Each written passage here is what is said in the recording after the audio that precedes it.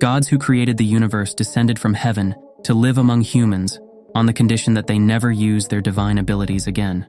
The blessing is the gods' only remaining power, which they give to humans to help them level up their abilities. At the same time, in the dungeon, Bel Crenel, a 14-year-old solo adventurer, finds himself pursued by a minotaur, only to be saved by an enigmatic girl with long golden hair, Aiz Wallenstein. After the encounter, Bel sought information about her with Ina Tool, his guild advisor, who, after scolding him for his recklessness, offered him love advice. Back home, his goddess Hestia awaited him with joy, and they shared a happy dinner. The surprise came when Hestia discovered that Bel had developed a new ability, Realis Phrase, which she decided to keep secret. The next day, Bel woke up with Hestia by his side and soon set off for the dungeon. On his way, he sensed an unfamiliar presence and encountered a girl named Seer Flova, who returned a magical stone that had fallen from him and invited him to her pub that evening. While battling in the dungeon, Bel remained obsessed with the image of Aiz. At night, he discovered a significant increase in his stats, which puzzled Hestia, who walked away upset.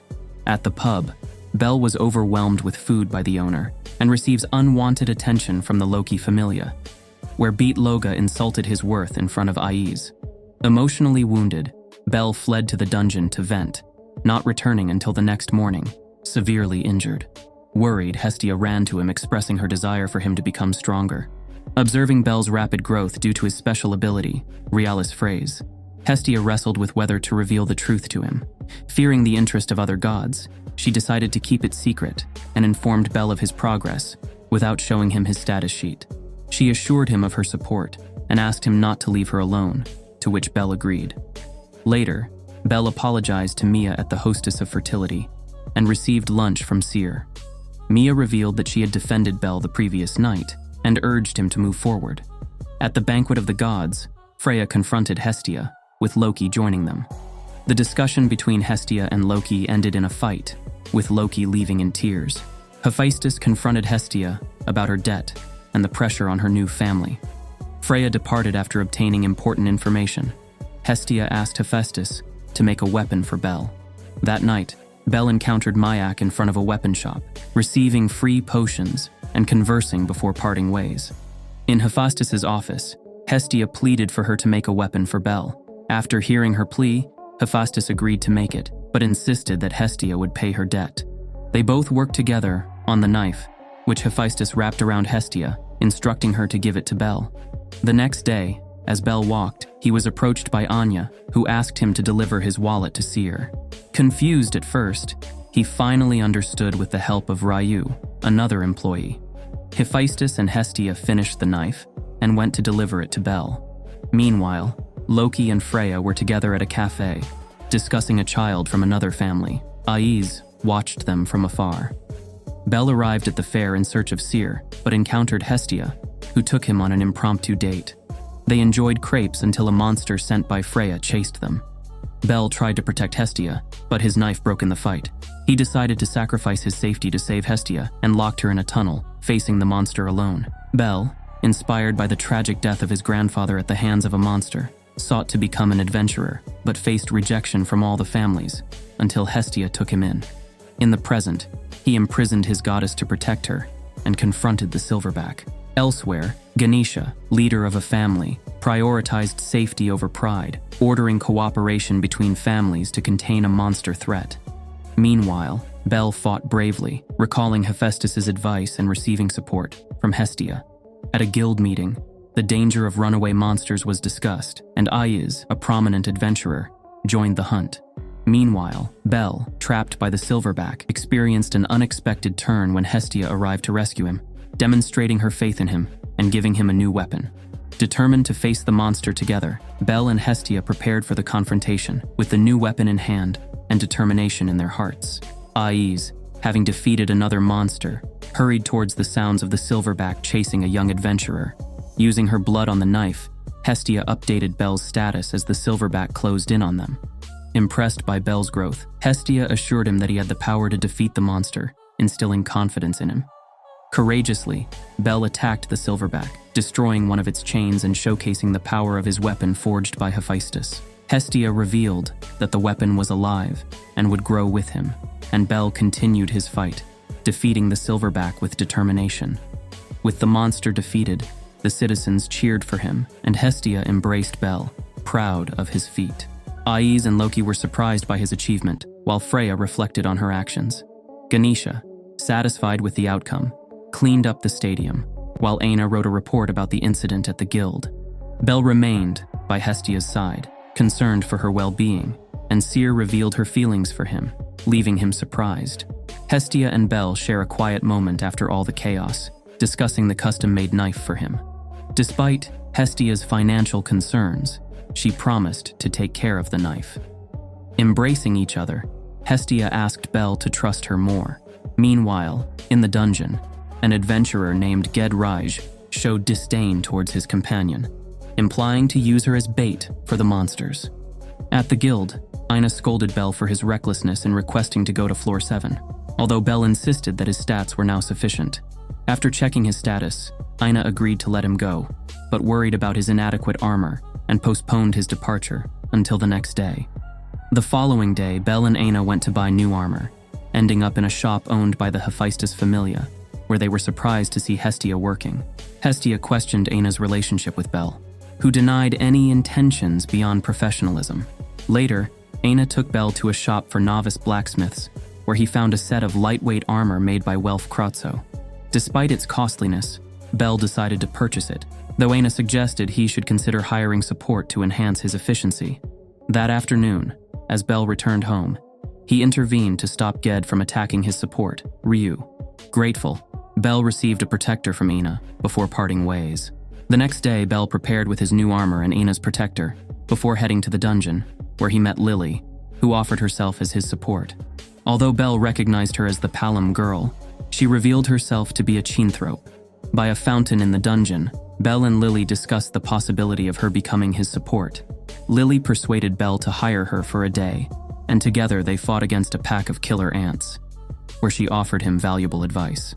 After the battle, Lily praised Bel and asked about his knife, revealing that it belonged to the Soma Familia. Back at the guild, Aina informed Bel about the questionable reputation of the Soma Familia, but he accepted Lily into his group. Meanwhile, Lily attempted to sell Bel's knife at Bomb Cornwall's shop, but was rejected due to its condition. Ryu confronted her and retrieved the knife, revealing that it belonged to a Palom. After a brief confrontation, Bel retrieved his knife and proposed to Lily to explore the dungeon together again. On their next expedition, Bel and Lily obtained a large amount of valise as loot, leaving Lily perplexed when Bel decided to divide it equally, claiming that without her, it wouldn't have been possible. At the guild, members of the Soma Familia expressed their discontent with the amount of valise earned, while Aiz and Riveria battled an unknown monster. Freya planned to teach magic to Bel, and in the end, Hestia saw Bel and Lily holding hands, leaving her extremely furious. During the night at a bar, Hestia was feeling sad seeing Bel and Lily accompanied by Mayak. Despite Mayak's attempts to calm her down, Hestia continued drinking and venting until she passed out. The next day, hungover, Bel took care of Hestia, who was still upset. Bel offered to take her out to eat with his earned money, which she accepted, though she decided to take a bath first. At the Divine Bathhouse, Hestia encountered Demeter and, after revealing she had a date, piqued the curiosity of the other goddesses. Upon arriving at the rendezvous point, Bel was overwhelmed by the goddesses, but Hestia rescued him, and they escaped together, being pursued by the goddesses until they took refuge in a bell tower, where they marveled at the view of Babel. Meanwhile, Lily was kidnapped by Canu from the Soma Familia, but undeterred, she promised to retrieve Bel's knife. The next day at the guild, Misha and Aina argued about the Soma Familia and their quest for money. Bel fought against the creatures and was saved by Lily, who then asked for a day off to attend a meeting of the Soma Familia, which Bel agreed to. The next day, Bel returned Cyr's lunchbox and became interested in a book at the cafe. Cyr allowed him to borrow it. Back at home, Bel read Cyr's book and fell asleep, having a dream where he answered various questions. Hestia woke him up and discovered that he now possessed magic, Firebolt, without the need to chant. Although Hestia suggested trying it out in the dungeon the next day, Bel, driven by excitement, went that same night and used it against goblins, fainting from magical exhaustion. Riveria and Aiz found him, but Bel hurriedly left upon regaining consciousness, leaving Aiz perplexed. The next morning, Bel regretted running away from Aiz once again. Hestia revealed that the book was a grimoire that granted magic to the reader and offered to pay its price. Despite Bel's distress, Hestia insisted on doing so. Bel apologized to Mia for the incident, but she brushed it off. Meanwhile, Aina was searching for Soma wine and encountered Riveria, who took her to her home to gather information about the Soma Familia. Loki revealed that the Familia didn't worship Soma, but the wine. Elsewhere, Lily was harassed by Canu, but Bel was stopped by Ged, Lily's former companion, who offered him to team up against her for money. Bel declined the offer, and Ged left. Lily and Bel headed to the dungeon, thinking that their time together would soon come to an end. Lily, who had been constantly abused by adventurers, harbored resentment towards them. Meanwhile, at Twilight Manor, Loki shared details about the Soma Familia with Aina, revealing that their wine was a coveted secret. They discovered that only major contributors could taste it, fueling the family's obsession with money. Surprised by Aiz's ascent to level 6, Loki approached her to update her status. On the other hand, Lily was preparing herself while Hestia and Bel discussed their mistrust towards her. Despite the doubts, Bel maintained his confidence in Lily. Upon leaving the dungeon, Bel agreed to Lily's suggestion to explore the 10th floor. During their journey, Lily handed Bel a longer knife for increased reach.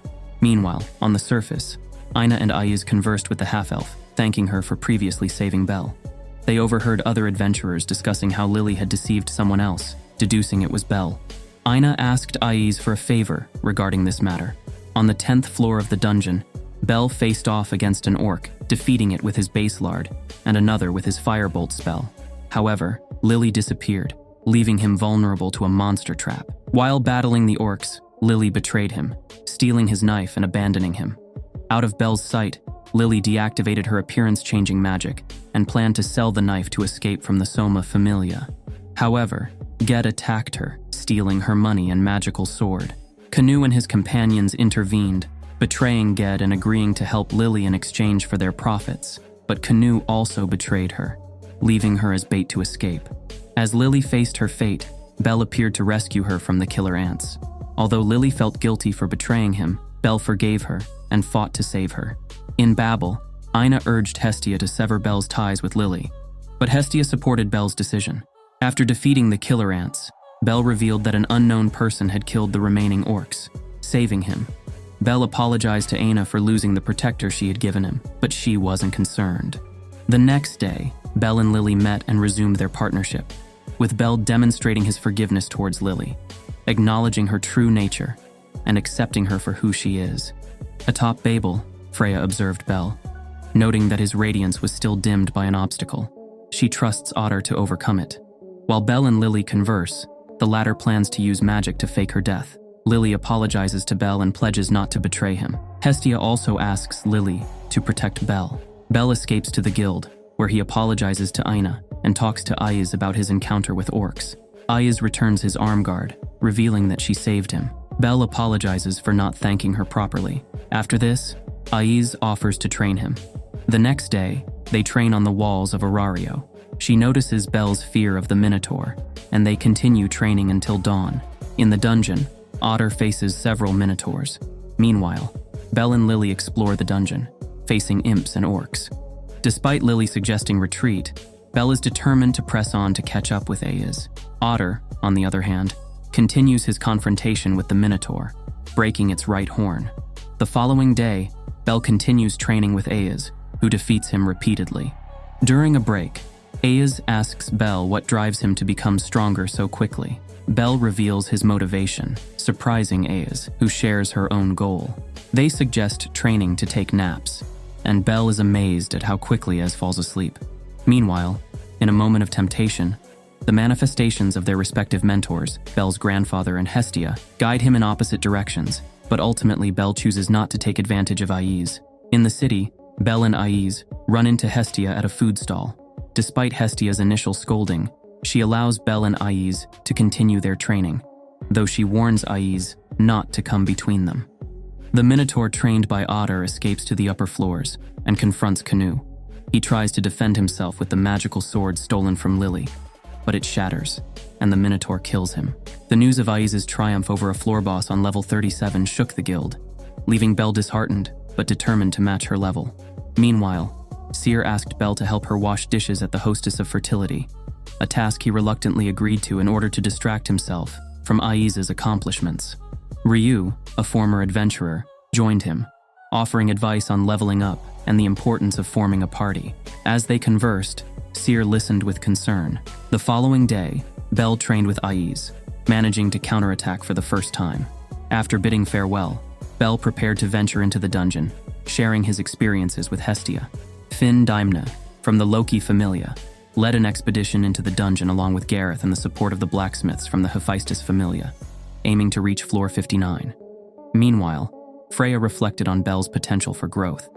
On floor 9 of the dungeon, Belle and Lily noticed an ominous feeling and the absence of monsters and adventurers, similar to when they faced the Minotaur before. Suddenly, they encountered Otter's trained one-horned Minotaur.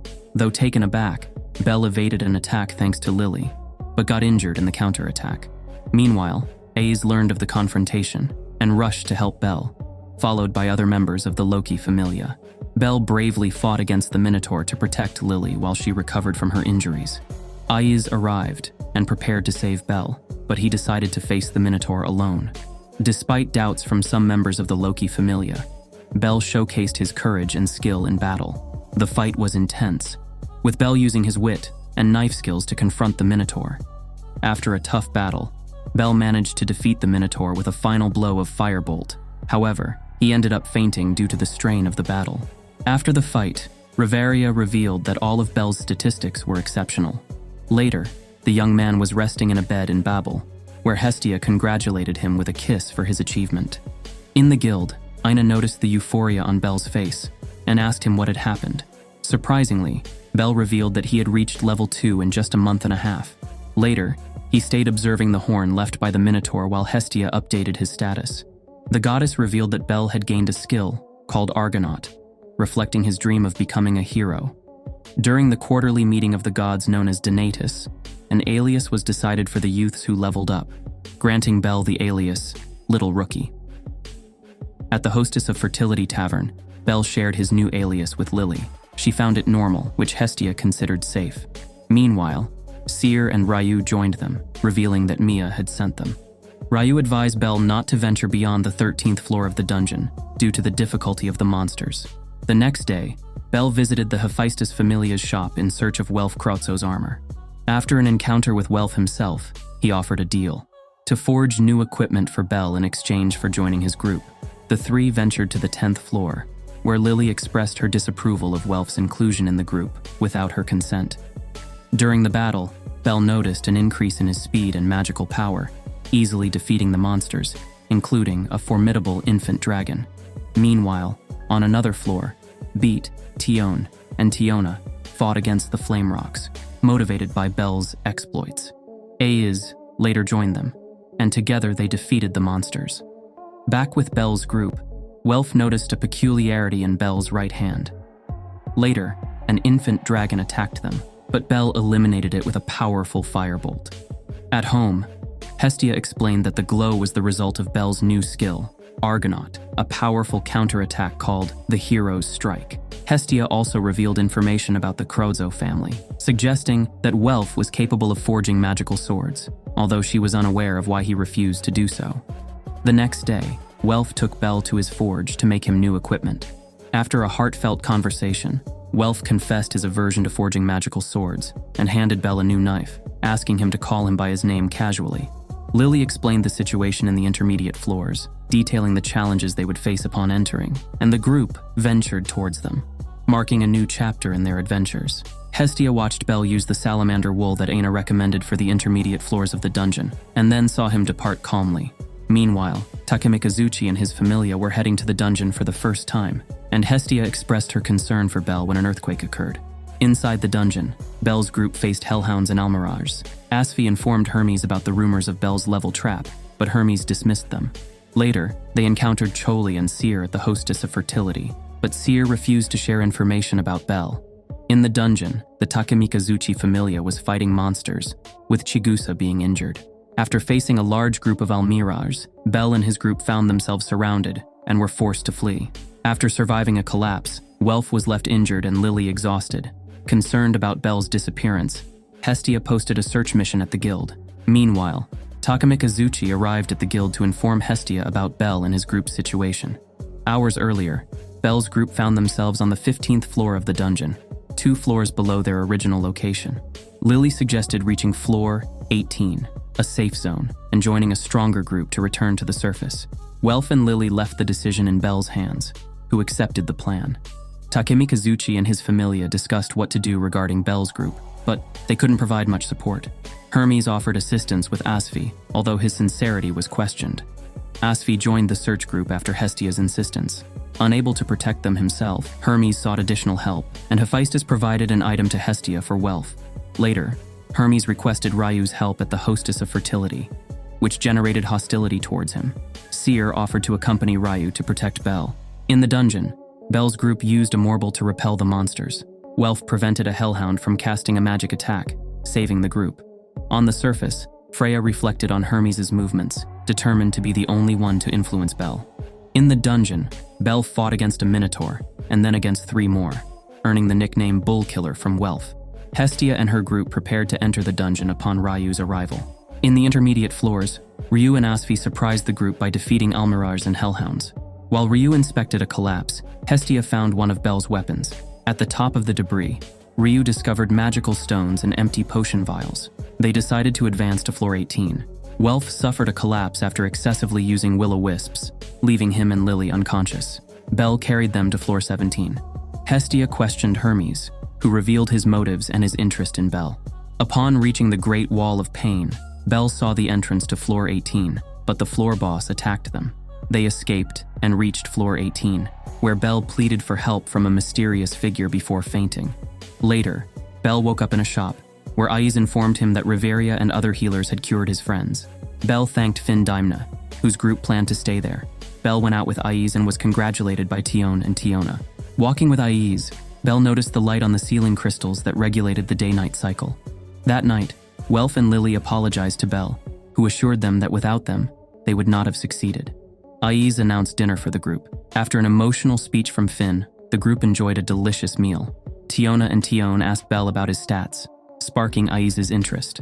A commotion interrupted the evening, and Bel discovered Hestia and the search party. Hermes introduced himself, and Makoto apologized to Bel, though Lily and Welf were still upset. Yuka defended her decision to help, causing tension. Bel intervened, showing understanding. After resolving the conflict, everyone left the shop. Hestia handed Welf an item from Hephaestus with a message about the importance of camaraderie. In the forest, Aiz promised to show Bel around the city the next day, but Hestia announced that she would accompany them.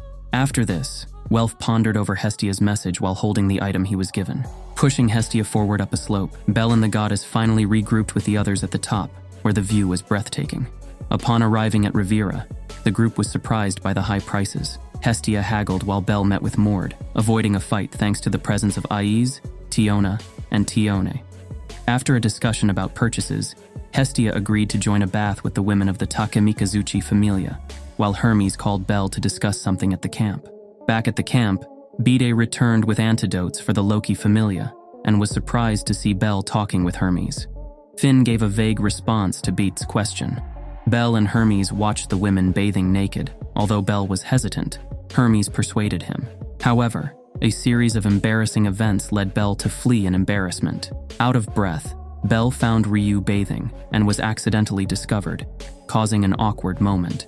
Ryu revealed her past of revenge and how Mia's compassion saved her from darkness.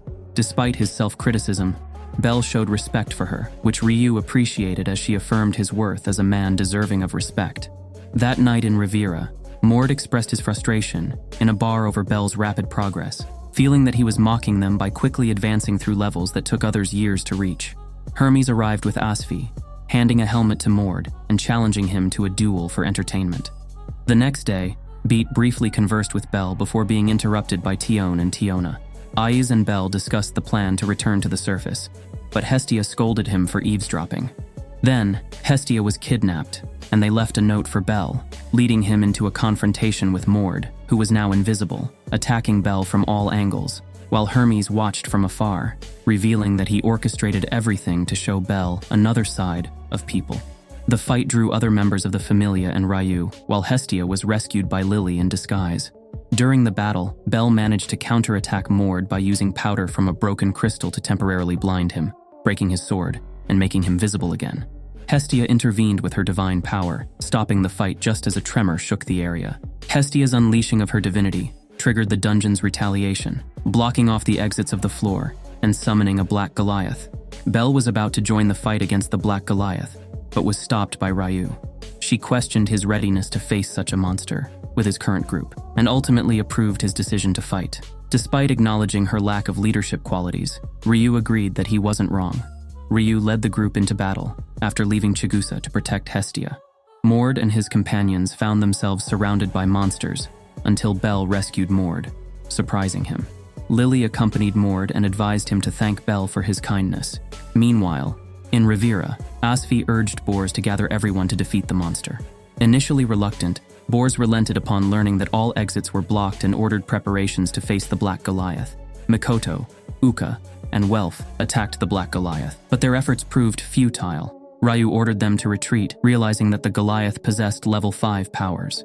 Asfi informed Ryu about reinforcements from Rivira ready to assist. Asfi acted as a decoy while the Rivira adventurers held back, allowing the mages to cast spells on the Goliath. The adventurers charged, only to find that the Goliath was regenerating. Fully healed, the Goliath unleashed attacks against the adventurers. Ryu and Asfi approached Bel.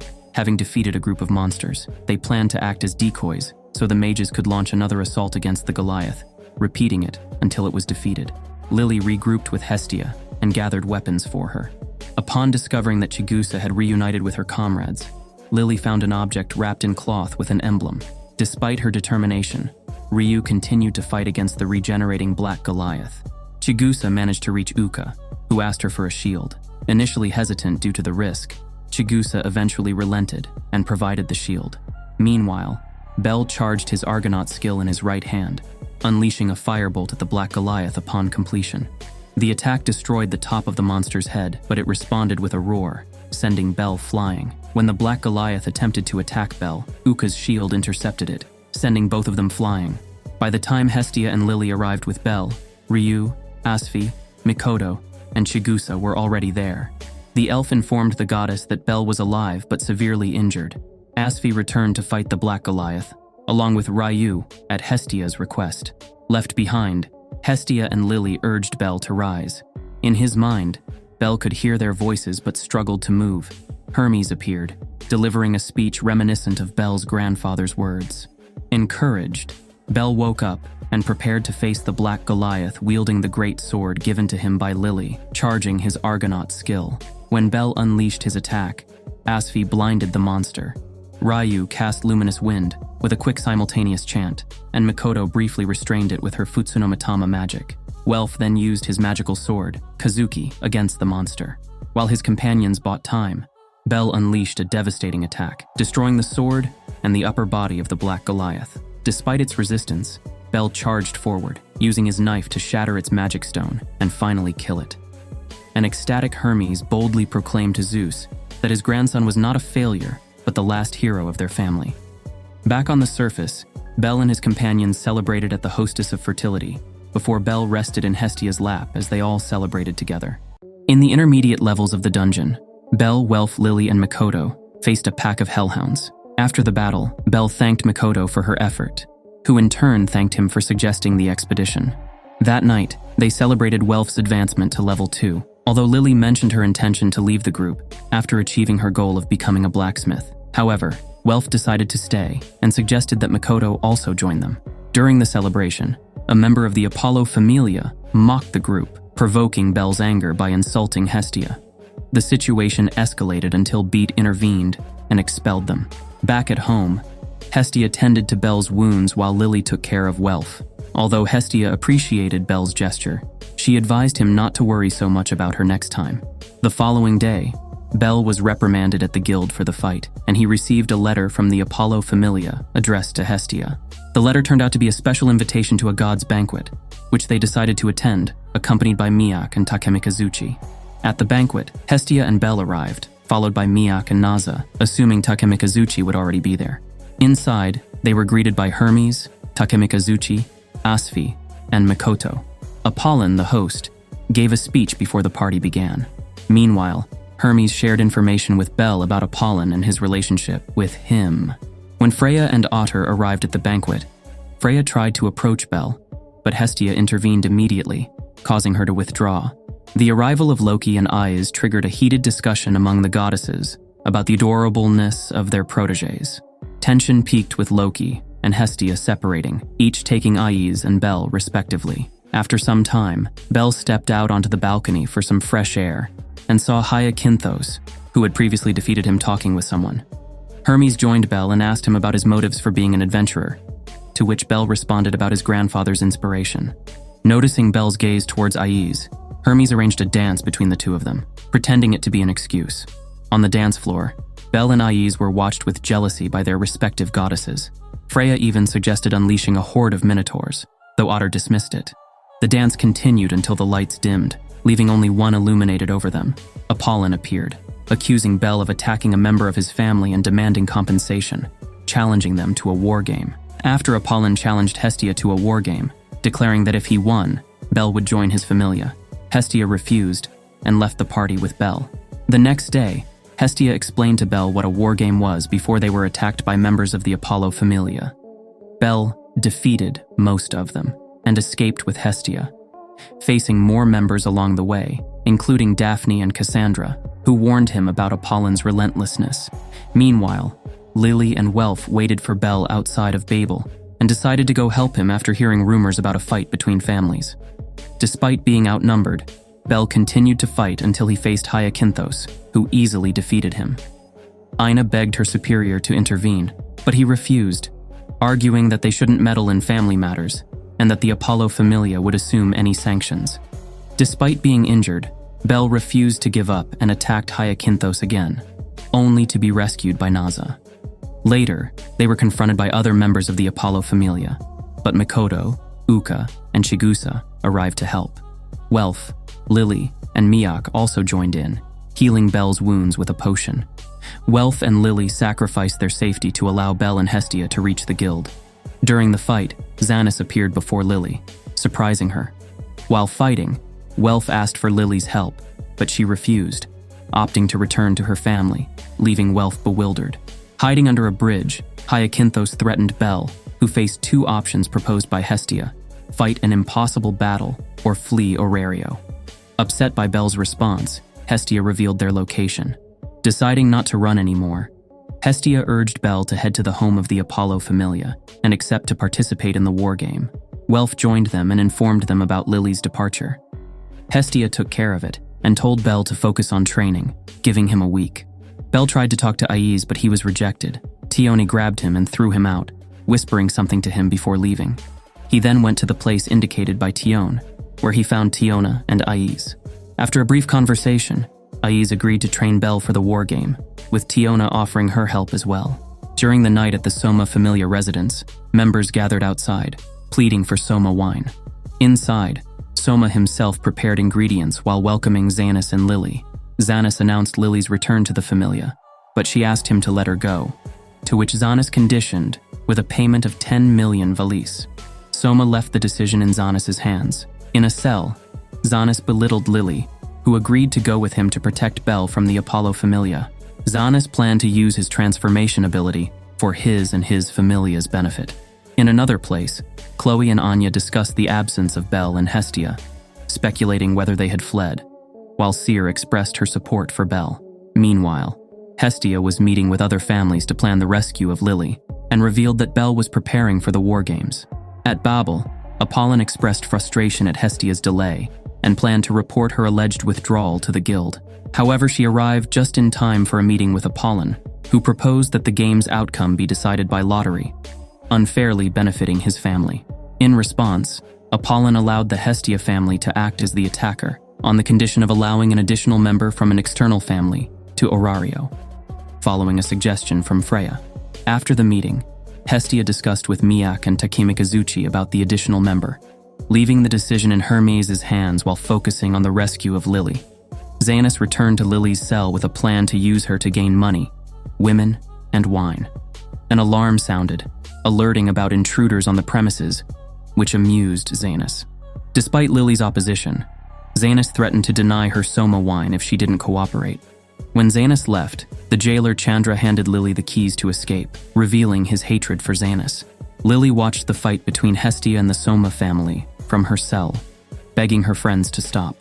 Hestia explained to her about the war game and how Belle needed her help. Moved by this, Lily confronted Xanas and then Soma, who only agreed to stop the fight if Lily begged him after drinking his wine. Influenced by Belle's thinking, Lily managed to convince Soma to halt the brawl.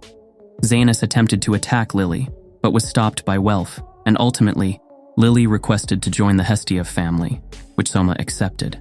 After the conversion, Hestia thanked her allies and they parted ways. Mikoto and Welf requested to join the Hestia family, while Hermes pleaded with Ryu to assist in the war game.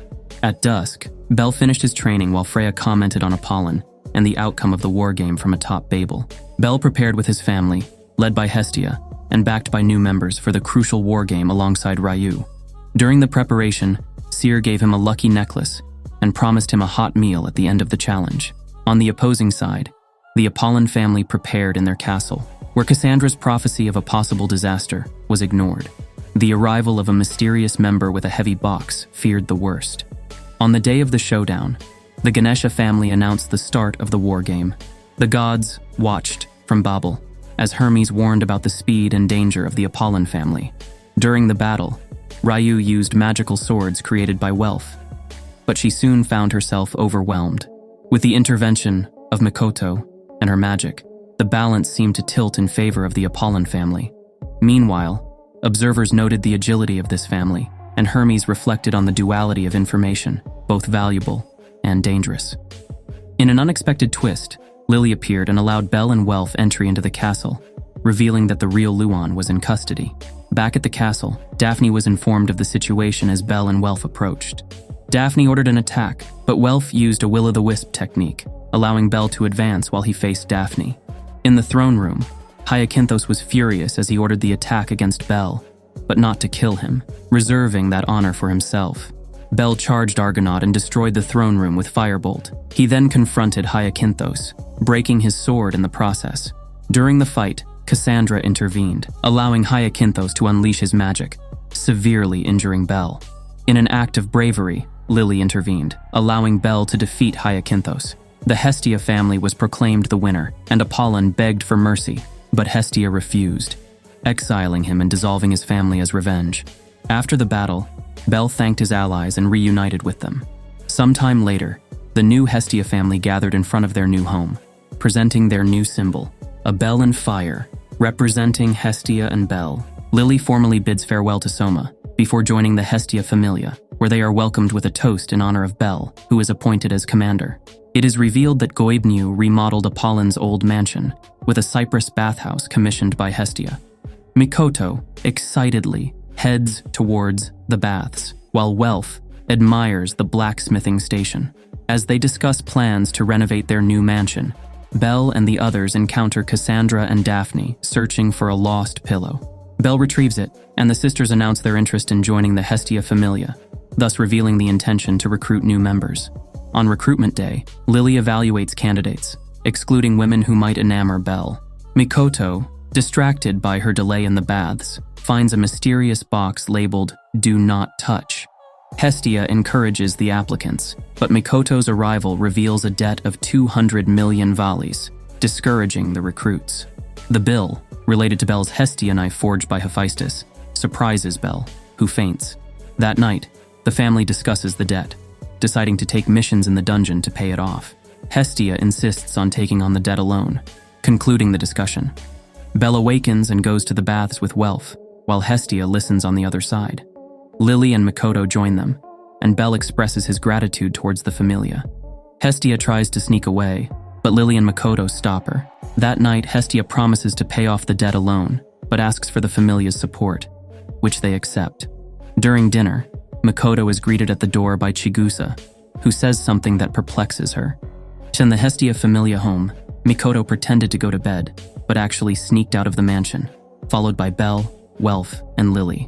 Upon encountering Chigusa, Mikoto and her headed to the entertainment district, where the group found themselves involved in an encounter with gods.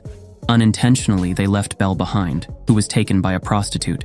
After getting rid of the gods, Mikoto and Chigusa explained to them that they were investigating the place in search of an acquaintance.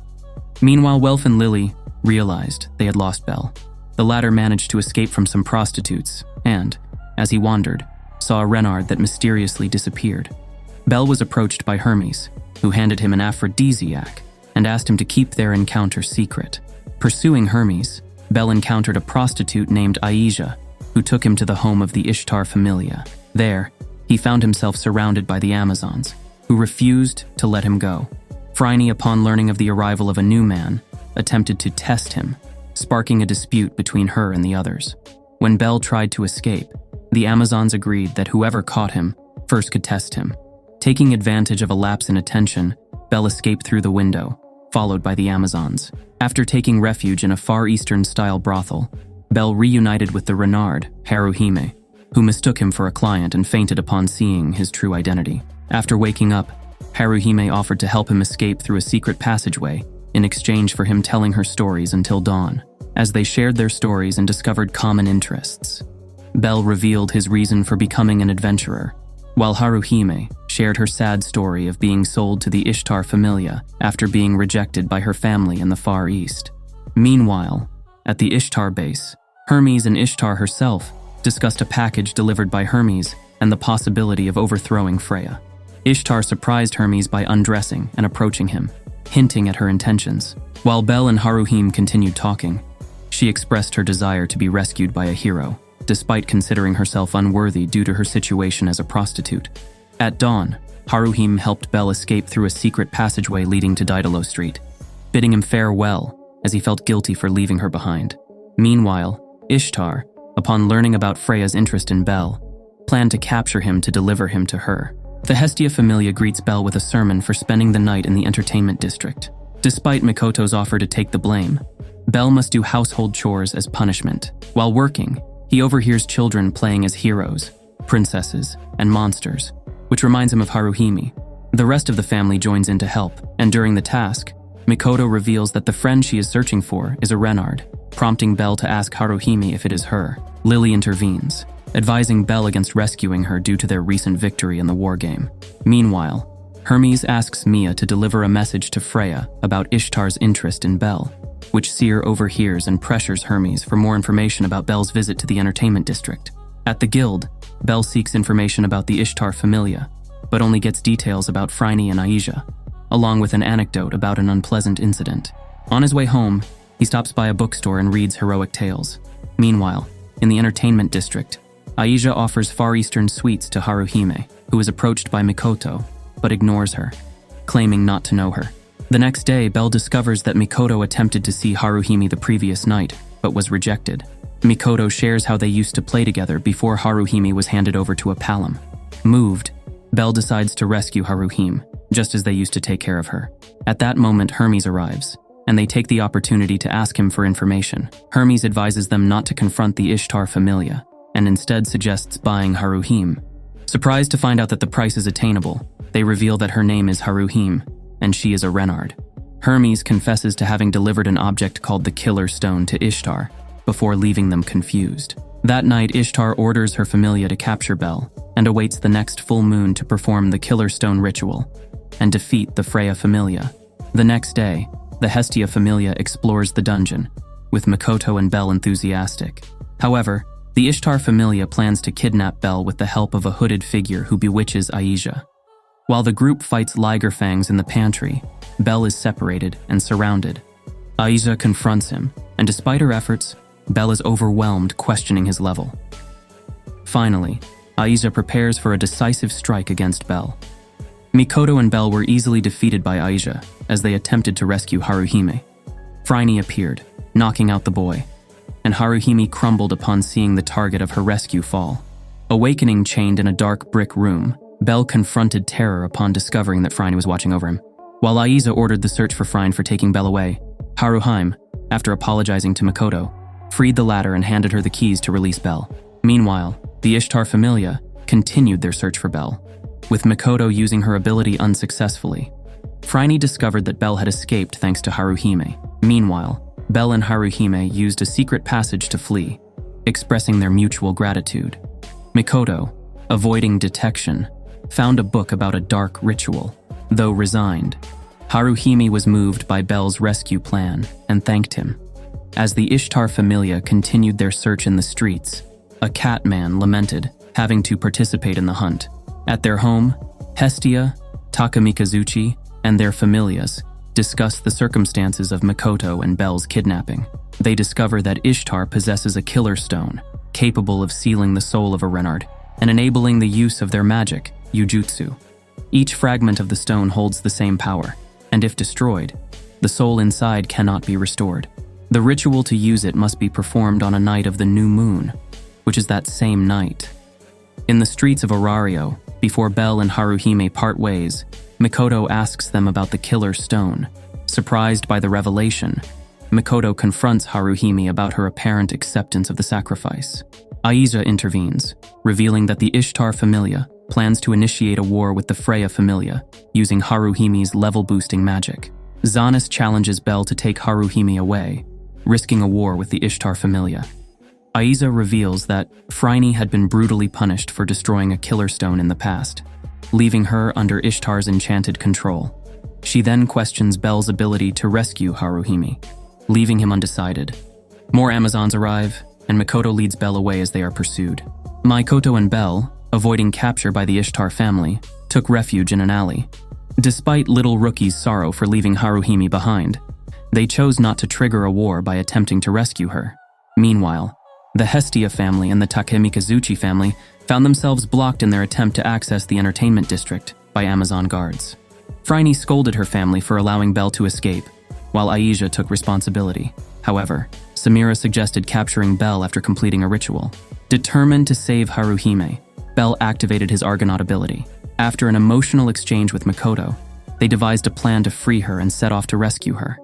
Belle burst into the Ishtar family's home, shooting down the guards, while Hestia's group made their way to the entertainment district. Mikoto interrogated a guard to find Haruhime's location. Meanwhile, he faced off against Phryne and was ultimately cornered, but Ishtar's arrival saved him momentarily. Ishtar revealed her plan to sacrifice Haruhime to confront the Freya family. She attempted to enchant Belle, but found that his Liaris Freeze ability made him immune. Freya, aware of Ishtar's plan, prepared to strike. Little Rookie, breaking free from Tammuz's restraint, escaped as Ishtar realized his immunity to her charm. Mikoto reached the Hanging Gardens and rescued Haruhime from the guards. However, Lena threw a chakram that injured Mikoto and caused her to fall from the bridge, signaling their failure with a red flare. Determined not to give up, both Belle and Mikoto returned to the scene. Before the start of the ritual, Mikoto returned and defeated Ishtar's Amazons. Samira challenged Mikoto to a one-on-one fight, and although Mikoto accepted, she was quickly overpowered.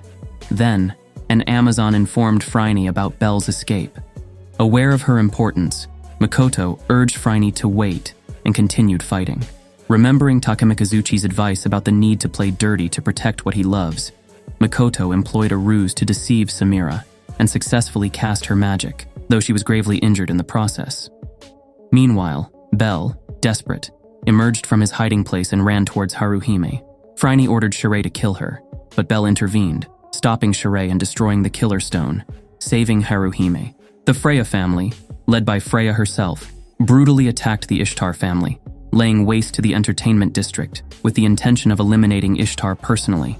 Amidst the chaos, Belle demonstrated his determination to rescue Haruhime, a prostitute who resisted being saved due to her own social stigma. Phryne, furious at Haruhime's refusal, attempted to attack Belle, but ended up being knocked out by a surprising act of magic from the latter.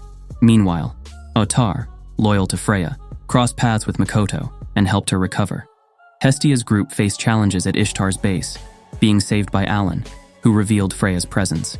The battle between Belle and Phryne intensified, with Little Rookie losing one of his weapons, but managing to injure his opponent and ultimately defeat Phryne, who fell to a lower level. Phryne attempted to seduce Otter to save herself, but only succeeded in enraging him and being knocked out. Meanwhile, Mikoto joined Hestia's group and revealed Belle's location. The fight between Belle and Aiza began as Ishtar fled from Freya. Hermes, reflecting on his role in the events, admitted to igniting the spark that unleashed chaos in the district. Amidst the battle between Bel and Aisha, the latter unleashed a powerful spell as Bel prepared to counterattack with Argonaut. Meanwhile, Hermes proclaimed that Orario would find its own hero, challenging even Zeus. The confrontation culminated with both launching attacks that canceled each other out, destroying their weapons in the process. Undeterred, Bel defeated Aisha with a powerful point-blank firebolt. With Ishtar cornered, Freya calmly confronted her, revealing her anger at Ishtar's rivalry with Bel. Tension between them escalated until Freya humiliated Ishtar, demonstrating her power and banishing her. Meanwhile, Bel freed Haru Jaime, and Hestia's group joined them, marking the end of the confrontation. The epic showdown concluded with Ishtar's defeat at the hands of Freya, while Bel and his allies finally found a moment of peace and unity. Ares and his family launched an attack against Orario, but were swiftly subdued by Gareth and the Loki Familia. In the home of the Hestia Familia, Aisha left Haruhime in Bel's care before departing. Later, in a pub, Hermes and Bel discussed the incorporation of Haru Jaime into the Hestia Familia. The conversation turned towards the three crucial missions that the world expected a true hero to complete. The first mission, defeating the Behemoth, and the second, the Leviathan, were accomplished by the Zeus and Hera families, but they failed on the third, facing the Black Dragon. Hermes confirmed the existence of this dragon, linking it to past events in Dungeon Oratoria. Meanwhile, Ares was dismayed to see the report from his vice captain Marius, detailing the easy defeat of his family. In the Hestia Familia residence, Haruhime and Bel found themselves involved in an incident while hanging sheets, prompting Hestia to impose a new rule, prohibiting any physical contact between men and women. This rule sparked a discussion with Lily, who pointed out its shortcomings. Hestia amended it to forbid inappropriate interactions, allowing relationships with gods. When asked about dating goddesses, Bel asserted he would turn them down, feeling unworthy of them as a divine being. Bel's reaction upset Hestia, who fled the mansion, leading Bel to follow her. On the battlefield, merchants took advantage of the Ares Familia's defeat by selling their products to the soldiers. Ares, determined to change the course of events, announced his plan to capture a god in Orario as a hostage. Despite Marius's pleas, Ares embarked on this dangerous mission. Meanwhile, Bel encountered Mayak and Hephaestus in the streets of Orario, and before asking about Hestia, questioned them about love between gods and mortals. Although they confirmed having experienced love for mortals, they highlighted their immortal nature that influenced their feelings. On the other hand, Hestia found herself obliged to help in gathering potatoes for a local vendor when she was kidnapped by Ares and his men. Upon returning to Bel, Aias informed him about Hestia's abduction. With Hermes' assistance, Asphi joined Aias and Bel to locate Hestia. However, their rescue mission became complicated when they faced off against Ares and his henchmen, and during the confrontation, Hestia and Bel fell off a cliff, followed by Aias. Hestia woke up in the mayor's room of a mountain village, accompanied by Bel, who informed her about the rescue carried out by Aias and her search for the remnants of Ares' army. Cam, the mayor, entered with his daughter Lena, offering indefinite hospitality. Although kind, Bel noticed Cam's reservation towards Hestia. Meanwhile, Aias returned without success in finding Asphi or the Ares Familia. Cam, upon seeing an emblem, suffered a coughing fit and retired to rest, attended to by his daughter. The next day, during the harvest festival, Hestia sent Bel to help as a token of gratitude. While assisting, Bel stumbled upon a shrine with a scale from the Black Dragon, crucial for protecting the village from monsters. Aias, now dressed differently, encountered Bel. He discovered that the scales kept the monsters at bay. Bel likened their power to that of a god, but Aias dismissed the notion, leaving Bel puzzled. Together they returned to the mayor's house. That night in the mayor's room, Bel had an emotional conversation with Cam. Cam revealed his past as a member of a familia, recounting his love for his goddess and her sacrifice. He also disclosed that Lena was adopted, advising Bel to take care of his goddess to avoid regrets. Meanwhile, although recovered, Hestia decided to pretend to be ill so that Bel would take care of her more. Seizing the opportunity, she asked Oz about her thoughts regarding Bel, who responded by likening him to a rabbit, much to Hestia's delight. At the festival, there was talk about the harvest dance, where if a single man asked a girl to dance and she accepted, they would become lovers. Hestia forced Bel to ask her to dance as an apology for something, to which he reluctantly agreed. After dancing, Bel talked with Aes, but Hestia intervened when he attempted to ask her to dance again. After the festival, Lena announced that her father was dying. Hestia revealed to Cam that she was the goddess Brigid, comforting him in his final moments. In the quiet of the night, Bel and Hestia discussed love and life before departing for Arario the following morning. In the dungeon, a Vuivra was born, marking a new beginning. After the events with Haruhime, Bel continues to explore the labyrinth. During one of his expeditions, he encounters an incredibly adorable monster girl. Moved by her situation, Bel decides to take her with him. However, when his friends see the girl, they notice a peculiar stone on her forehead that seals her abilities as a monster, although this is later revealed. Alarmed, they warn Bel to stay away from her. Despite the warnings, Bel eventually manages to convince them and takes her to the surface. This monster girl is exceptional, as she has the ability to speak.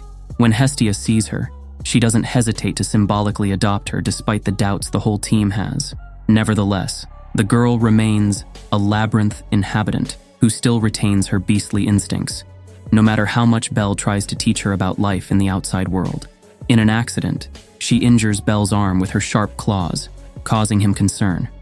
However, Bel comforts her and later trims her claws. The girl, who they end up calling Vina, develops a strong affection for Bel and thus becomes part of his group. On the other hand, it's revealed that a group of adventurers linked to the god Ikelos' family is on the trail of Vina. This group captures creatures from the labyrinth to sell them on the black market, and Vina's ability to speak makes her a particularly valuable specimen. Therefore, all of Ikelos' subordinates are determined to find her, especially Dix, the leader of the organization. Faced with this threat, Hestia orders Bel to return to the place where they found the girl, specifically in the central floors of the dungeon. Bel and his companions descend into the labyrinth with the aim of discovering why Vina can speak and what her origin is. In their search, they reach a special level known as the Great Tree Labyrinth, where Bel initially encountered Vina. While exploring this level, they encounter a mysterious adventurer who notices a familiar scent on them, referring to Vina, and poses the question about the possibility of coexistence between humans and monsters, before disappearing, leaving feathers in the air, suggesting a connection with Vina. After overhearing the group's comments about her, Vina escapes from Hestia's house, alerting the adventurers that a labyrinth creature is loose. They begin to attack her with stones, but fortunately, an elf girl intervenes and rescues her. Finally, Bel and his companions decide to hide Vina in the basement of the church to protect her from the dangers she faces outside. After all adventurers lodged complaints at the guild, some decide to take more extreme measures, sharpening their weapons with the intention of ending Vina's life. Amidst this tension, Uranus, one of the most prominent gods, sends a letter to Bel, requesting him to take Vina to the 20th floor of the dungeon. Upon learning of Ina's request, Hestia's family prepares and accompanies Bel to the dungeon with Vina. As they descend towards the 20th floor, Bel's group faces numerous creatures until they reach the Great Tree Labyrinth, where they begin to hear a melody. Following the sound, Bel and his companions venture down an unfamiliar path, encountering monsters equipped with weapons and armor. After a confrontation, Bel receives praise from a giant lizard he had struck, revealing that it can speak. At that moment, the mysterious girl with feathers appears, who turns out to be the leader of these creatures. She explains to the Belcranel family that they are different adventurers and expresses gratitude for their protection of Vina. The monsters show gratitude towards the group for taking care of Vina, and the tension dissipates. At the same time, Hestia is summoned by Uranus, who reveals that the guild protects these speaking creatures, known as Xenos, who have a hidden community in the Great Tree Labyrinth.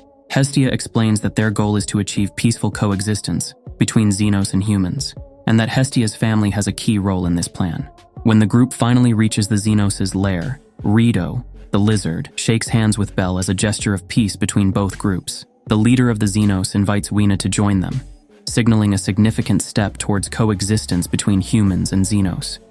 While Bel converses with the Xenos, he encounters a man known as the Skull Man, who in the past was a sage seeking eternal life. After several centuries, his body decayed, and he became a talking skull with magical abilities, and since then, he has served as Haine's assistant. During the conversation, it is revealed that the Xenos wish to live on the surface due to the harsh conditions and depression they experience in the dungeon, in addition to the constant attacks from Dix and his gang. Hestia asks Uranus about the origin of the Xenos, and he explains that when monsters die, their souls return to the Great Tree Labyrinth, where through multiple reincarnations, the Xenos are born. Finally, Bel and his group must return to the surface, leaving Vina behind, as she cannot accompany them due to the danger she would face. Later, a Xeno is tortured by Dix's men, leading the rest of the creatures to come to their aid, only to be ambushed by Ikolos's family. The situation becomes even more complicated and dangerous for these creatures as they face a cruel fate at the hands of these torturers. A fierce fight to defend the Xenos territory and family unfolds within the labyrinth. Despite being outnumbered, they are unwilling to yield, but in the attempt, they are cruelly defeated. Following the Xenos' defeat and Vina's abduction by Dix and his companions, the Xenos, enraged by the massacre and kidnapping, plan to seek revenge by killing all humans they encounter in the Great Tree Labyrinth, as they have lost all trust in them. While Little Rookie met with Ais, he raised the question about monsters, asking if they had emotions like humans, what would happen? She responded with a serious look, saying that if they were a threat, she would kill them. This left Bel very worried, as he likely expected that response, but didn't want to hear it from her. Suddenly, a voice warned of an imminent threat to the Aurario families, announcing that they should head to the guild to embark on a mission. In the face of escalating conflict, Uranus summons Bel to intervene and resolve the situation. Bel infiltrates Ganesha's group, which is leading an expedition to eliminate the Xenos. With this maneuver, Bel seeks a solution to avoid further bloodshed and restore peace between humans and Xenos. Later on, our hero discovers a secret construction within the labyrinth, Dix's lair, which was created long ago by a human named Daedalus. Minutes later, the Xenos led by Rito enter Dix's lair and find other Xenos locked in cages. At that moment, Bel appears alongside the Skull Magician. Later, it is revealed that Dix is a descendant of Daedalus. Hermes, while speaking with Ikolos, reveals that 1,000 years ago, Daedalus was the first to receive the blessing of a god, specifically Hyena. With this divine quality, Daedalus built the Tower of Babel and contributed to the construction of Aurario. However, over time, Daedalus went mad and felt the urge to build an artificial labyrinth within the dungeon. Although he did not succeed in completing it, his obsession passed on to his descendants. Before his death, Daedalus left plans and instructions for his descendants to continue with the project. For this reason, the obsession manifests in the eyes of those who share his blood, with the eyes being the key to open the doors of the labyrinth. Dix confesses that he sells the Xenos on the black market to obtain enough money to complete the labyrinth. That is his reason for existence. Bel faces off against the descendant of Daedalus with the goal of freeing Vina and the Xenos.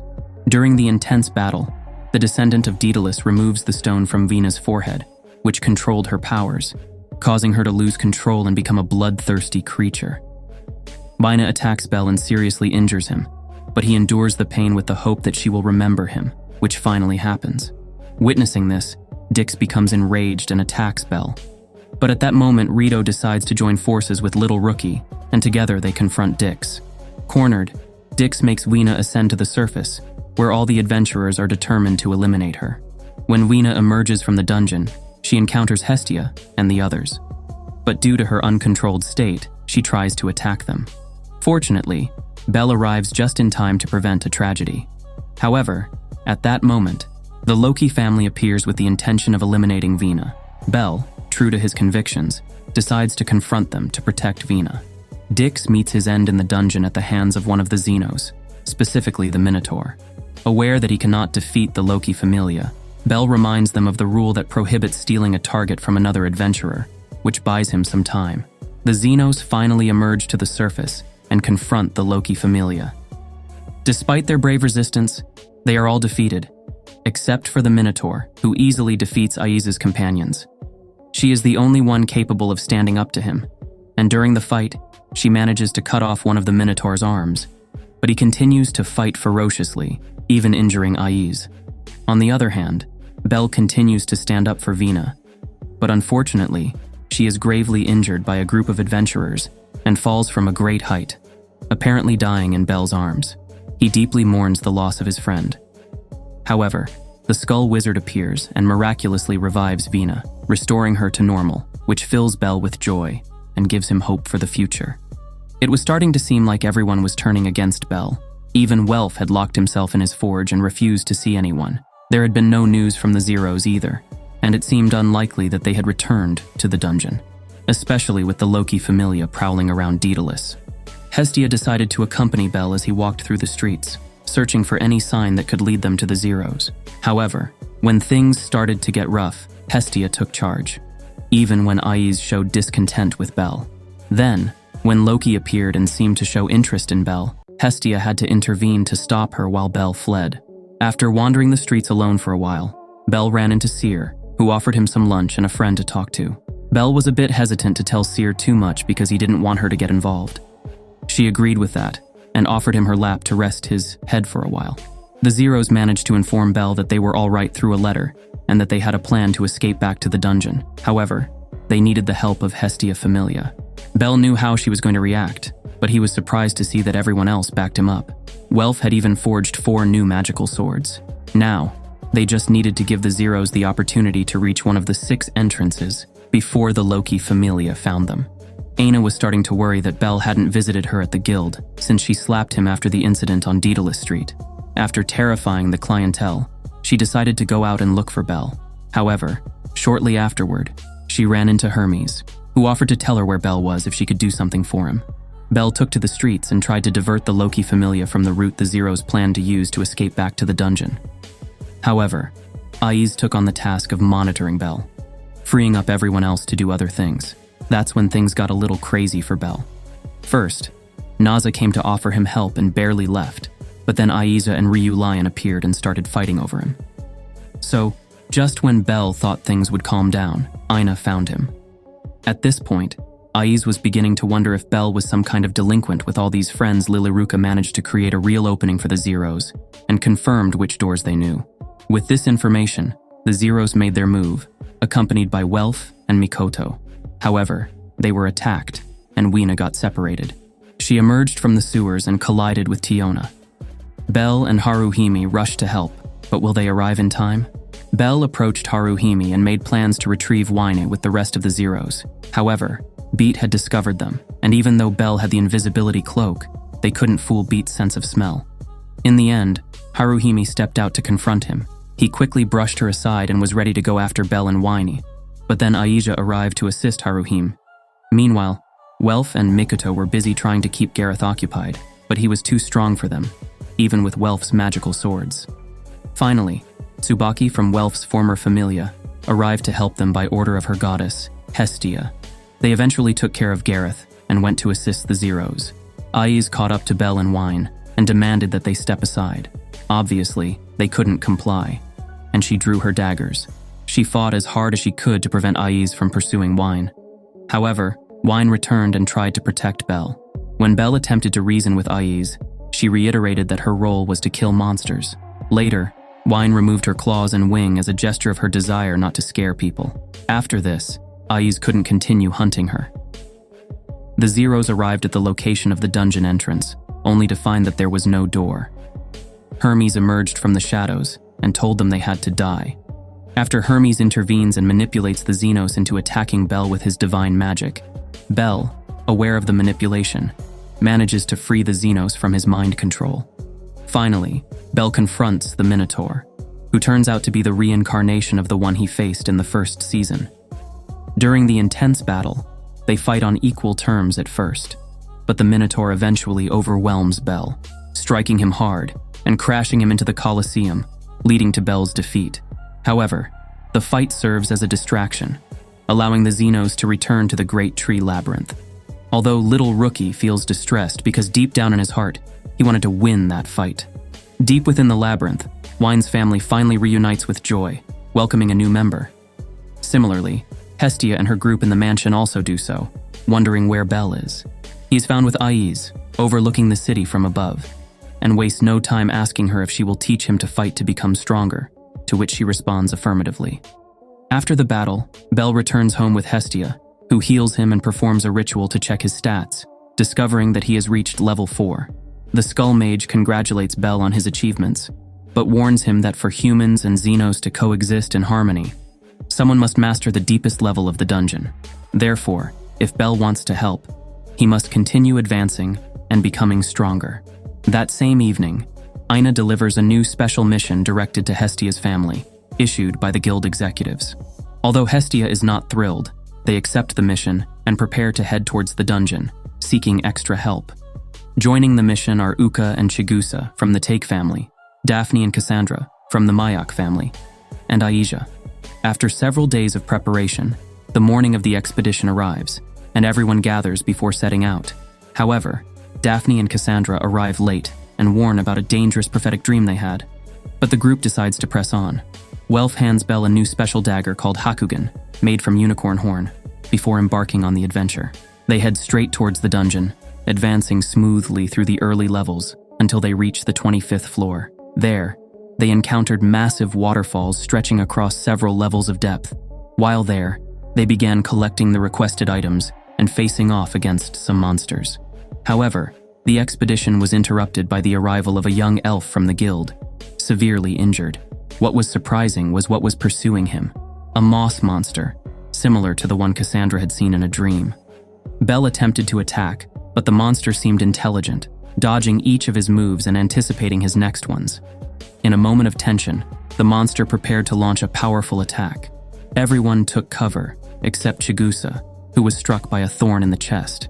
The monster fled, and then they realized that vines were emerging from the wound, spreading across Chigusa's body, invading her like a parasite. To everyone's surprise, the elf was also infected. Cassandra did everything she could to heal their wounds, but soon realized that the vines were a parasite feeding on people's life energy. Then, a debate arose about the next step. Should they head to the surface in search of more experienced healers, or continue forward to confront the monster, hoping that its defeat would also eradicate the parasites? After intense discussion, they concluded that there were no guarantees the healers on the surface could help, so they decided to confront the giant moss monster. They advanced until they reached the cleared area they had observed earlier, and discovered that the monster had captured the other members of the elves' team. A fierce battle ensued, with most of the group attempting to free the elves and confront the lesser monsters, while Aisha and Bell faced off against the giant moss monster. During the fight, Bell devised a plan to attack with fire, giving them a clear advantage and cornering the monster. However, seeing its predicament, the monster set a trap and dragged Bell along with it through a waterfall, taking them to the lower levels. Lily realized what had happened and tried to go to their rescue, but the others stopped her, knowing that descending to those areas would be practically suicidal for someone of her level. However, they came across another group of adventurers who had suffered the same fate as the elves, which provided them with even more motivation to seek out the thorn monster and finish it off once and for all. Meanwhile, Bell fell several floors below and was instantly attacked by a horde of swift birds. For a moment, he was plunged into despair and believed his end was near. But after a brief existential crisis, he decided that if he was going to perish, it would be after a worthy fight.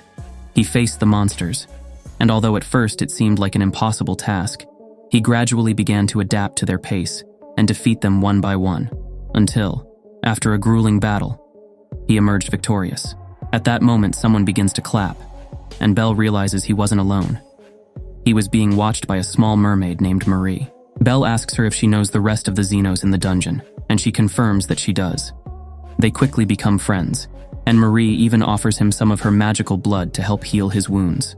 As they converse, Marie reveals the presence of a peculiar monster that has acquired intelligence and unprecedented power, feeding on a large number of magic stones. It turns out to be the same moss monster from before, which not only had caused trouble for several groups, but had unleashed a true massacre among both monsters and humans. Bell's group advances and encounters an army of crab monsters led by the moss monster.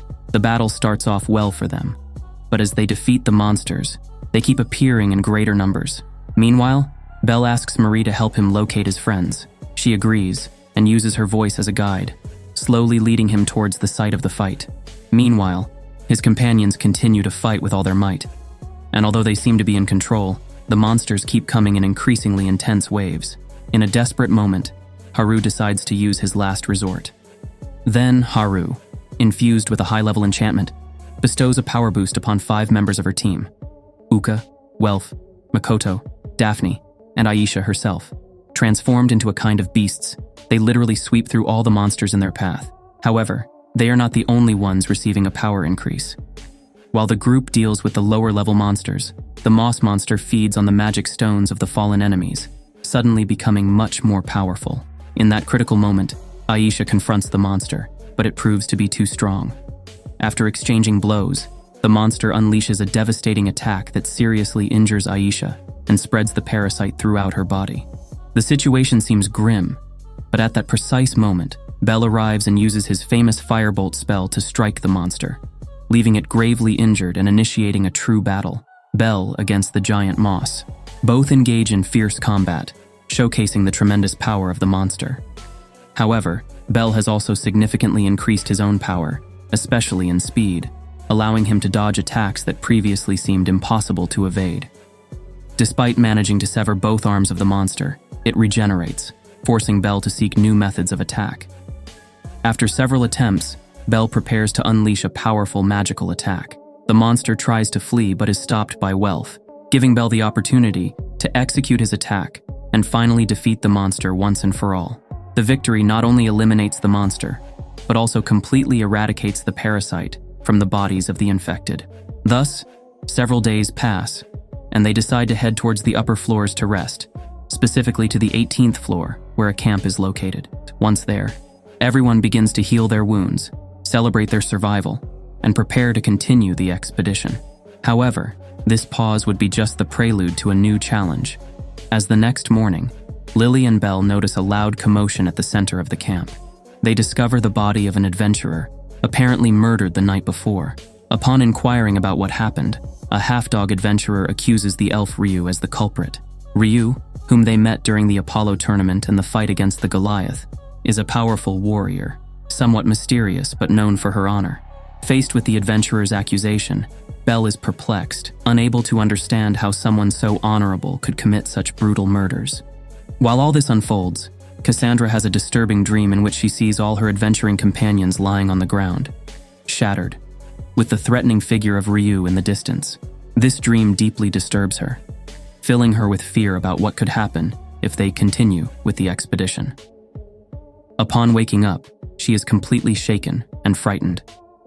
Returning to Bell, he too is in shock by what is happening around them, especially by the accusations towards Ryu.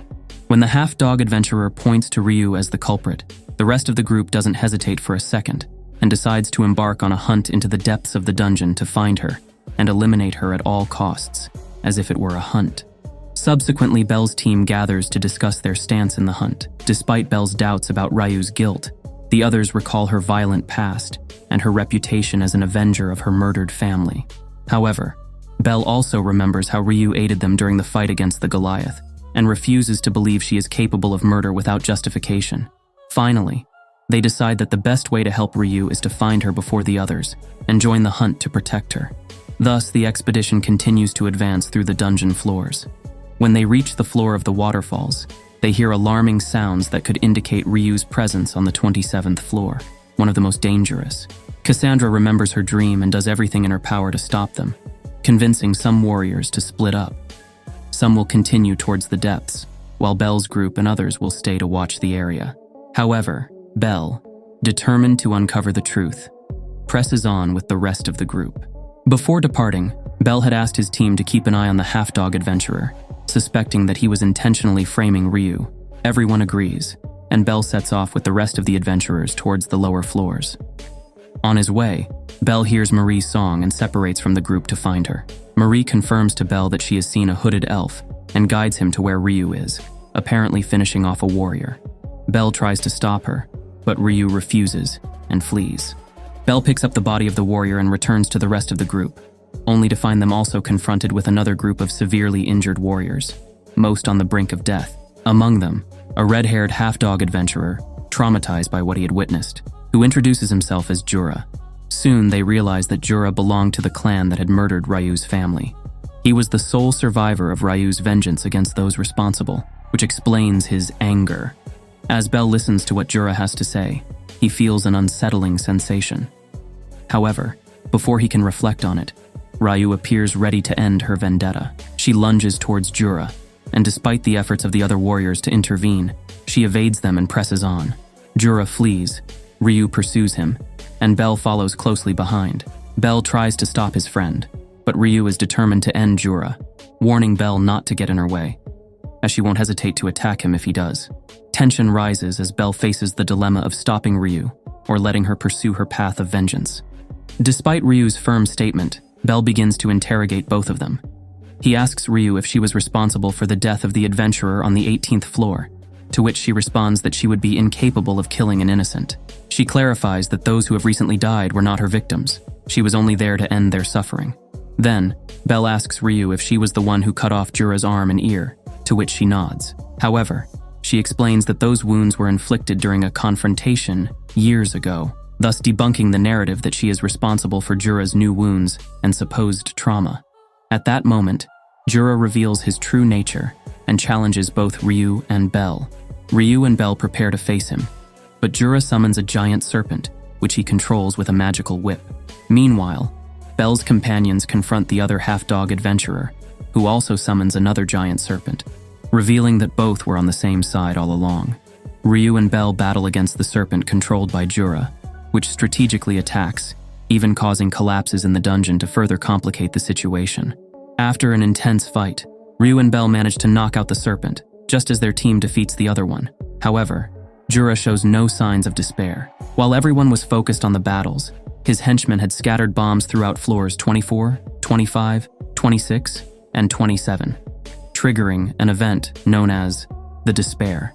Meanwhile, Ryu realizes the imminent danger and panics.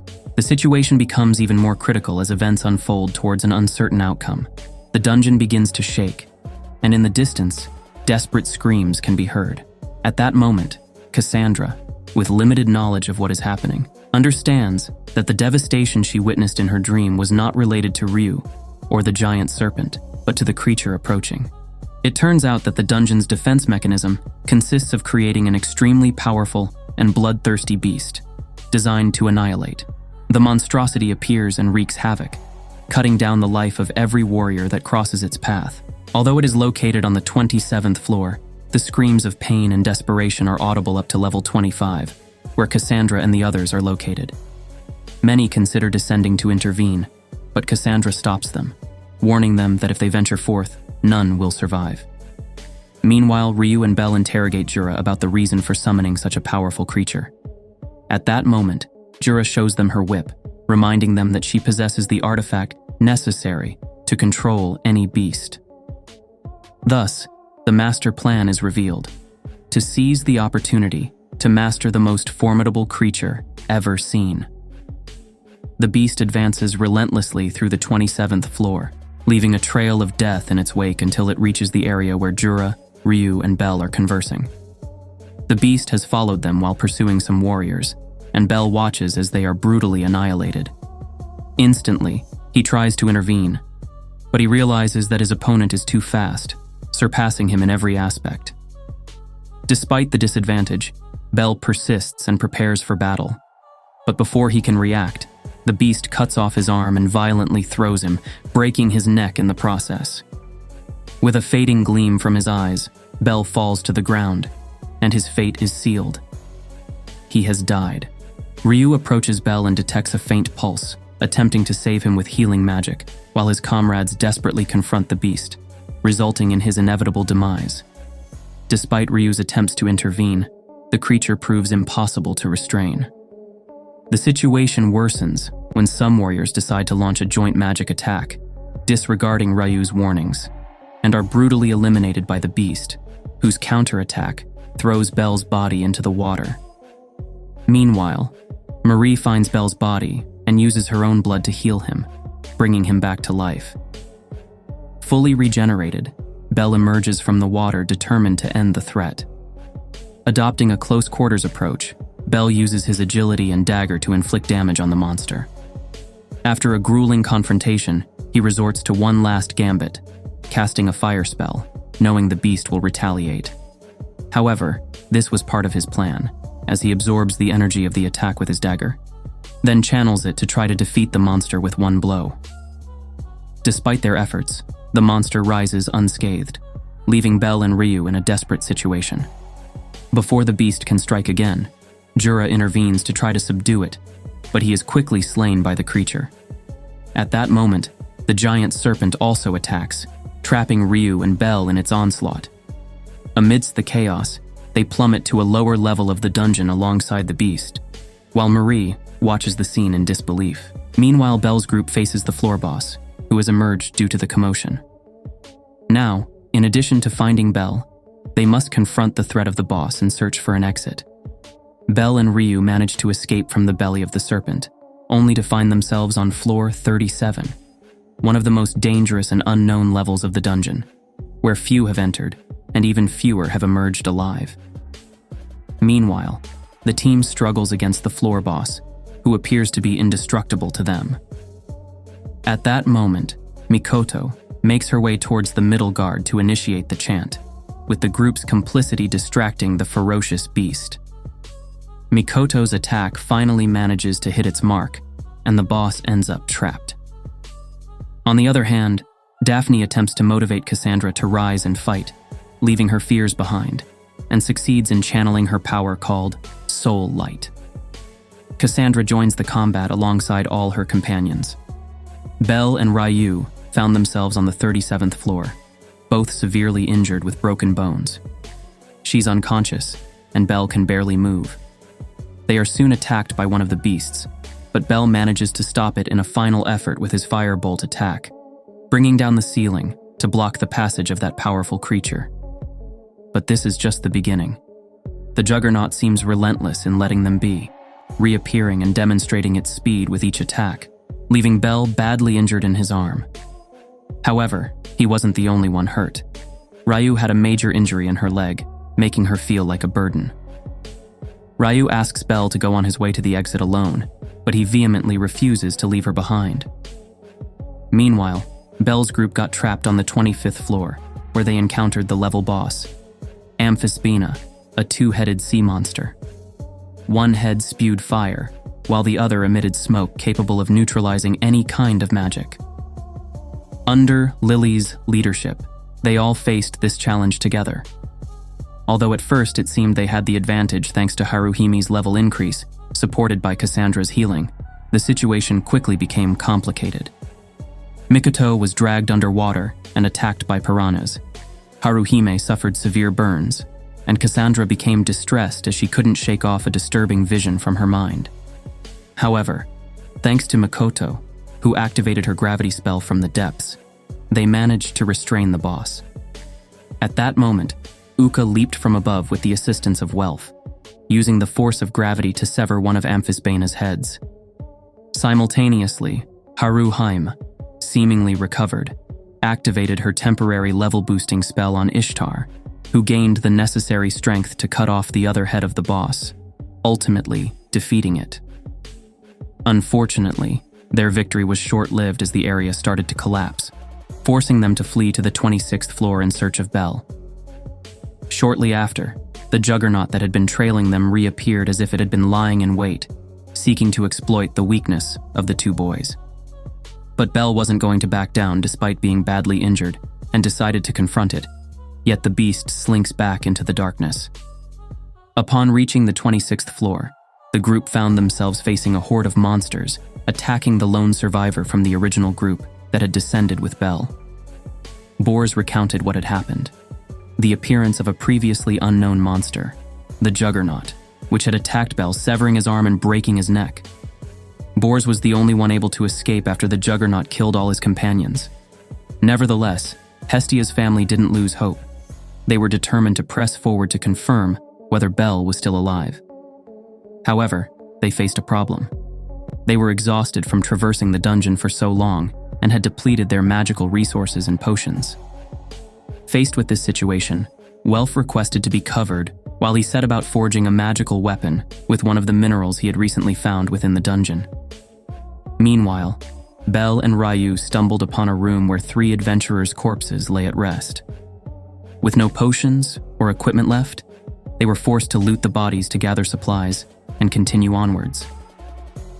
Among the belongings of the deceased, they found a map that revealed they weren't as lost as they had thought. It showed the route to escape. Finally, fueled by the power of love and friendship, which echoed in his mind and gave him motivation, Welf succeeded in forging a giant, indestructible flaming sword that rivaled Bel's dagger, crafted by Hephaestus. With this new weapon and the group's assistance, they were able to confront the monsters without difficulty and advance to the 37th floor, where they found Bel and Ryu. As Bel and Ryu descended through the floors, they encountered a growing danger. Stronger monsters, such as the armed Loup-Garou, lurked on the lower levels. Fortunately, Bel used his fireball accompanied by a flammable stone thrown by Ryu to enhance the attack's power and incinerate the monsters within the cave. However, this wouldn't be the only threat, as at that moment, the Skull Sheep appeared, extremely fast and powerful skull monsters that left Bel desperate. Luckily, he managed to defeat them, while Ryu regained all her energy. Ryu, being familiar with the floor, provided Bel with valuable guidance to enhance his skills as an adventurer on the deeper levels. She taught him to use the environment to his advantage, luring monsters to confront each other and thus conserve energy. Furthermore, with her healing magic, she cured him so they could continue advancing together. To ensure their survival, they took 5-minute breaks, alternating sleep while the other kept watch and dealt with any monsters. Thanks to Welf's powerful sword, they managed to advance to the location where the Juggernaut had appeared. However, they found themselves surrounded only by monsters that kept appearing, attacking them relentlessly. The situation seemed dire until reinforcements arrived. On one hand, Uranos, upon learning of the Juggernaut's appearance, realized that the dungeon had begun to behave irregularly. With the presence of the floor boss, which shouldn't have appeared, and the continuous emergence of monsters, he decided to send Fels to request help from the Xenos, urging them to assist Hestia's family. On the other hand, Hestia, upon receiving news that her family was in trouble and realizing the potential connection of Ryu with the situation, sought help among the hosts of fertility. Tsubaki, from the Hephaestus family, responded to Miyak's request and joined them in their relief mission. On their arduous journey out, Bel and Ryu encountered extremely powerful monsters, such as the Skull Sheep and the Paluda, creatures that shot poisonous spikes that left Bel poisoned. Fortunately, one of the knives forged by Welf was made from a unicorn horn, which neutralized all kinds of poisons. With great difficulty, they managed to progress, teetering on the brink of death. In the midst of adversity, Ryu couldn't help but reminisce about her past as a member of the goddess Astrea's family, dedicated to the pursuit of justice. It was within this family that Ryu received her training, learning all that was necessary to become an excellent adventurer, knowledge she now shared with Bel. Bel and Ryu find themselves in a critical situation. They must reach the exit of the labyrinth, located on the opposite side. Although there are other paths, these would only plunge them deeper into confusion. Working as a team, they advance together, and with each step, Ryu feels herself growing closer to Bel. Although it seems they are surviving and progressing towards the exit with the help of the map, Ryu is mentally prepared for sacrifice. Years ago, she lost her family, and the burden of having avenged their death weighs heavily on her. She is determined to offer her life for Bel as a way to redeem her own sins. Finally, they reach the Colosseum on the 37th floor, a structure surrounded by 4 bridges. There, monsters appear incessantly. Every time one dies, another takes its place. Ryu proposes a bold plan to go unnoticed. They will use the skins and guts of the monsters to camouflage their scents and avoid being attacked. Halfway through, a Spartoi appears and grabs Bel, exposing them to everyone. With courage, they run towards the exit, facing the monsters that stand in their way. Ryu, aware of his destiny, breaks the bridge after Bel's passage to stop the monsters chasing them. In a final act of sacrifice, Ryu prepares to face the beasts of the Colosseum. However, her body is gravely injured, and her life is about to fade away. At that critical moment, Bel appears to rescue her, using his powerful firebolt spell to destroy the Colosseum and save Ryu from certain death. In a flashback, Ryu remembers the day when she and her friends ascended to the 27th floor. to stop some adventurers who were committing illegal acts, among whom was Halmer, a former acquaintance. However, they inadvertently summoned the Juggernaut, who unleashed his fury, destroying all the adventurers in his path, including Ryu's family. With only 3 survivors, gravely injured and aware that their time was running out, they decided to sacrifice themselves by facing the Juggernaut to protect Ryu. Filled with anger and pain, the latter blamed Halmer's family and embarked on a ruthless quest for vengeance, thus earning the name Vendaval. After exterminating the last members of his family, she discovered that Halmer was still alive, but decided to spare him. Desperate for redemption and seeking closure to her torment, Ryu turned to her goddess, Astrea, pleading with her to leave Orario without asking questions. Astrea agreed, but in return demanded that Ryu give up her quest for justice, leaving her alone and excommunicated. Plunged into despair, Ryu was rescued by Seer, who offered her help and friendship. Amidst all this chaos, in the present, Ryu is growing closer to Belle, who protects and comforts her, knowing all that his companion has been through in the past. Soon they reached a part of the cave that seemed less dangerous. They even found water to drink or bathe in. That night, finally, they could rest and enjoy a moment of peace together, sleeping embraced without fear. Once recovered, they dressed in dry clothes and continued on their way towards the exit. Upon reaching the final corridor, which they had to follow all the way to the end to find the path to the 36th floor, they encountered an unpleasant surprise: the Juggernaut. Left badly wounded by Belle, the monster had fed on other beings to transform into a chimera with combined abilities from each devoured creature. Belle and Ryu were forced to take refuge in a narrow cave, where exhaustion finally overcame Ryu, causing her to fall asleep. Ryu dreamt of her old family, who seemed to be waiting for her on the other side, but they told her it was not yet her time to die, especially because she had just fallen in love with someone and couldn't leave him. She soon woke up to find Belle fighting against the Juggernaut. While she slept, Belle had gone to confront it, but he couldn't land any blows. It was then that, together, Ryu and Belle not only managed to attack and injure the monster, but Ryu, recalling each of her fallen comrades, used her magic to the limit to finish it off. Unfortunately, due to the intense battle and everything they had endured up to that point, both fell unconscious and on the brink of death. Fortunately, the Xenos arrived with Belle's group of friends to save them, and then they were taken back to the surface where they could receive the necessary medical attention and recover. After 3 days of deep sleep, they were treated for their wounds. Once recovered, Belle finally invited Ryu on a date.